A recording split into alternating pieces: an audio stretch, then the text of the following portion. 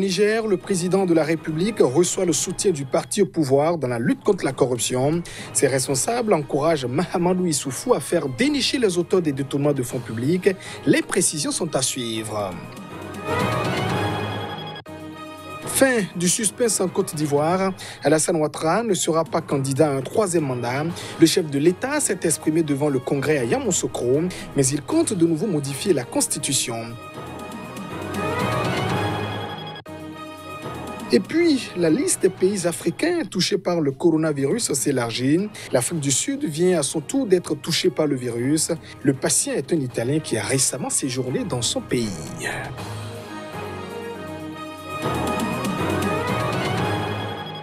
Et voilà pour le sommaire de cette édition. Merci de nous préférer pour vous informer. Direction le Niger, où après les vagues de réactions suite à l'audit au ministère de la Défense, le parti au pouvoir a décidé de rompre le silence. Le parti nigérien pour la démocratie et le socialisme a rendu public une déclaration. C'était mercredi. Il exhorte le président de la République à lutter contre la corruption et puis les détournements de fonds publics. Voici un extrait de cette déclaration avec le président, ou j'allais dire ce membre du comité exécutif du parti. Le comité exécutif national du PNDS Tareya salue l'initiative du président de la République de procéder à cet audit, lequel n'est pas au demeurant un cas isolé. Il l'encourage à traiter ce dossier conformément aux dispositions légales pertinentes et l'exhorte à lutter de façon implacable contre la corruption et les détournements des deniers publics dans tous les compartiments de l'administration de l'État et ses démembrements. Le comité exécutif national exhorte le gouvernement à réviser les règles de passation des marchés dans les secteurs de la défense et de la sécurité où le principe du secret défense donne parfois cours à des pratiques malsaines. Le comité exécutif national soutient le camarade Issoufou Katambe et l'encourage à mettre en œuvre les instructions à lui donner par le président de la République pour assainir la gestion des ressources financières mises à la disposition de son ministère. S'agissant de ceux qui pensent qu'ils ont désormais une aubaine pour instruire notre parti le procès de sa mise à mort, nous leur disons que cette fois encore, ils se trompent et qu'il va leur falloir prendre leur mal en patience. Le rendez-vous entre eux et nous étant fixé pour le 27 décembre 2020 devant le tribunal du peuple souverain. Voilà, et puis en Côte d'Ivoire, c'est désormais clair. Alassane Ouattara ne sera pas candidat pour un troisième mandat. Le chef de l'État ivoirien s'est exprimé ce jeudi devant le Congrès. C'était dans la capitale, à Yamoussoukro. Alassane Ouattara compte tout de même réviser de nouveau la constitution de son pays. Je voudrais vous annoncer solennellement que j'ai décidé de ne pas être candidat à l'élection présidentielle du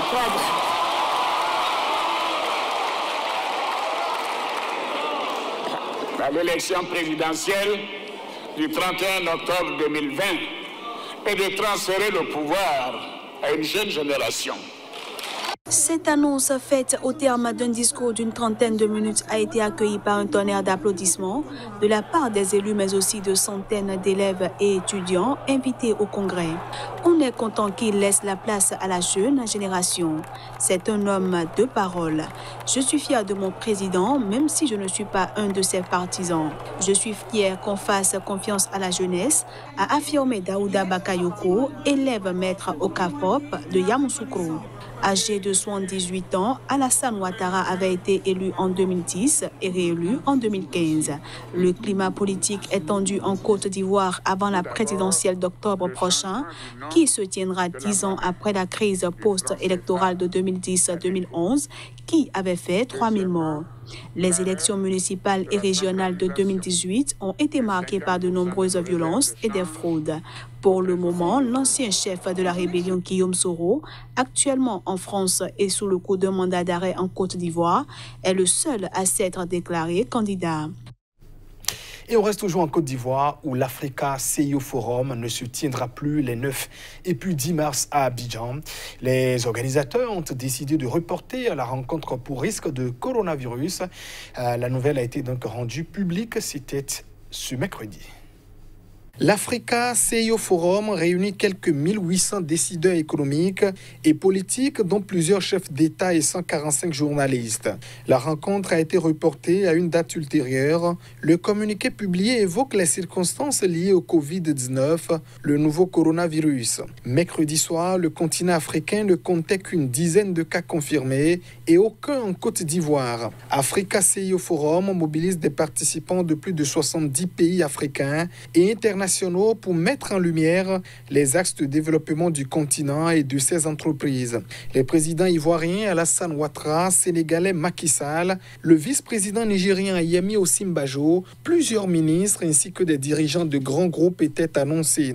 Cette année, le thème de ce Davos africain était « Capitalisme et bien commun, un nouvel horizon pour le secteur privé africain ». Pourtant, en début de journée, le président du forum et directeur général du groupe de presse Jeune Afrique avait voulu se montrer optimiste en envoyant un mail aux participants confirmant la tenue du forum. Quelques heures plus tard, il a dû faire machine arrière alors que de nombreuses manifestations sont annulées dans le monde et en Afrique encore peu impactées. Mercredi soir, le continent africain comptait un cas confirmé au Nigeria, 2 en Égypte, 3 en Algérie et 2 au Sénégal, mais aucun décès. Au Nigeria, comme au Sénégal, les 3 personnes infectées sont des Européens qui arrivaient de séjour en Europe. Et puis, un autre pays africain vient d'être touché par le Covid-19. L'Afrique du Sud a annoncé ce jeudi avoir identifié un premier cas au nouveau coronavirus sur son territoire. Il s'agit d'un homme de 38 ans qui a récemment séjourné en Italie. Cet homme et son épouse faisaient donc partie d'un groupe de 10 personnes qui est donc rentré en Afrique du Sud. C'était dimanche, a précisé le ministère de la Santé. Il a donc consulté un médecin généraliste le lendemain à cause d'une fièvre, des maux de tête également, des maux de gorge et de la toux, a précisé un communiqué qui a été rendu public. Et avant donc l'annonce de ce premier cas local, seuls 2 citoyens sud-africains, membres d'équipage du navire de croisière placé donc en quarantaine au Japon, ont été contaminés par le Covid-19. Et puis en Algérie, le parquet n'est pas du tout clément envers les figures de la contestation. Le procureur d'un tribunal d'Alger a requis une peine de 4 ans d'emprisonnement contre l'opposant Karim Tabou. Ce leader du Irak avait été donc arrêté en marge des manifestations qui secouent le pays depuis plusieurs mois. Chef de l'Union démocratique et sociale, petit parti d'opposition non enregistré, Karim Tabou, âgé de 46 ans, est accusé d'incitation à la violence et d'atteinte au moral de l'armée et en détention provisoire depuis fin septembre. Il est devenu l'une des figures les plus populaires du Irak, le mouvement de protestation anti-régime, et son portrait est régulièrement brandi lors des manifestations hebdomadaires. Son procès s'est ouvert au tribunal d'Alger. Le procureur a requis une peine de 4 ans de prison ferme contre lui. Quelques 180 avocats se sont constitués pour le défendre selon le Comité national pour la libération des détenus, une association de solidarité. D'après des témoins, la police a tenté en vain de disperser un rassemblement de soutien organisé devant le tribunal et a procédé à plusieurs interpellations. Une centaine de partisans manifestaient toujours en début de soirée à proximité du tribunal au cri de libérer Karim Tabou et tous les détenus. Parmi les figures de la contestation présentes au procès, figurent 2 anciens détenus, placés en détention une première fois le 12 septembre 2019, après avoir été inculpés d'atteinte au moral de l'armée par un tribunal. Il avait été remis en liberté le 25 septembre. À nouveau arrêté dès le lendemain, il a été inculpé d'incitation à la violence et une nouvelle fois incarcéré. Le tribunal a reporté son verdict au 11 mars prochain. Le Premier ministre malien Boubou Cissé a entamé une visite hautement symbolique à Kidal, cette ville symbolique, fief Touareg. Un nouveau geste censé donc manifester le rétablissement de la souveraineté de l'État sur le territoire. 3 semaines après le retour de l'armée dans la ville contrôlée par des rebelles Touaregs, le Premier ministre malien a débuté ce mercredi une visite hautement symbolique dans le fief Touareg de Kidal, qui s'achèvera vendredi. À son arrivée, le chef du gouvernement a été accueilli par des représentants de l'Est-Rébellion, de l'État dans la région et de la mission de paix de l'ONU MINUSMA, autre actrice de la crise malienne. Il doit rencontrer les unités de l'armée récemment revenues à Kidal. Ces unités sont supposées donner l'exemple de la réconciliation, puisqu'elles comprennent d'anciens rebelles intégrés dans l'armée malienne, conformément à l'accord de paix d'Alger. La mise en œuvre de cet accord ainsi que le redressement de l'autorité de l'État sont considérés comme des composantes politiques indispensables à une sortie de crise, en plus de l'action purement militaire menée par les forces maliennes, françaises, africaines et onusiennes. Avant ces dernières semaines, l'État malien n'avait quasiment pas repris pied à Kidal depuis mai 2014. Les forces maliennes avaient été chassées de Kidal quand une visite du Premier ministre de l'époque Moussa Mara avait donné lieu à des affrontements avec les rebelles Touaregs qui avaient causé de lourdes pertes dans les rangs de l'armée. Au Nigeria, le Parlement veut éviter tout risque lié au coronavirus. Le Parlement, cette institution, vient justement de s'offrir un congé de 2 semaines. Les élus ont donc voté à l'unanimité cette décision. Le coronavirus a contaminé plus de 93 000 personnes dans le monde et fait plus de 3 200 morts, notamment en Chine, où il est apparu en décembre. Il affecte dorénavant tous les continents, sauf l'Antarctique. Au Nigeria, où un premier cas a été déclaré la semaine dernière à Lagos, le Parlement a approuvé à l'unanimité ce mardi un congé de 2 semaines pour tous ses élus pour garantir leur sécurité face au virus. En tant que représentants du peuple, nous pensons que nous ne pouvons pas discuter des lois alors que nous ne sommes pas certains de la sécurité face au coronavirus, a déclaré Onime Idem, rapporteur de la proposition issue de l'État d'Akwa Ibom.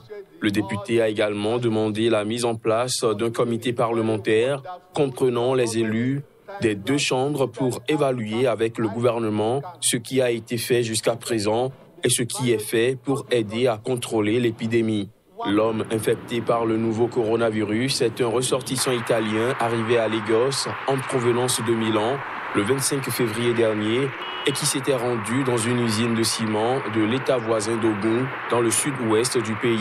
Il est toujours soigné dans un hôpital spécialisé dans le traitement des maladies infectieuses, dans un état plutôt rassurant selon les autorités. 58 personnes ayant eu des contacts avec lui ont été placées en quarantaine. Ce mercredi soir, l'Afrique subsaharienne comptait, outre le cas confirmé au Nigeria, 2 cas au Sénégal. Dans le nord du continent, étaient enregistrés 3 cas en Algérie, 2 en Égypte, 1 au Maroc et 1 en Tunisie, soit un total de 10 cas sur l'intégralité du continent. Mesdames, Messieurs, c'est sur cette information que nous refermons ce journal. Merci de votre attention. Restez fidèles à votre télévision Sika TV. Au revoir.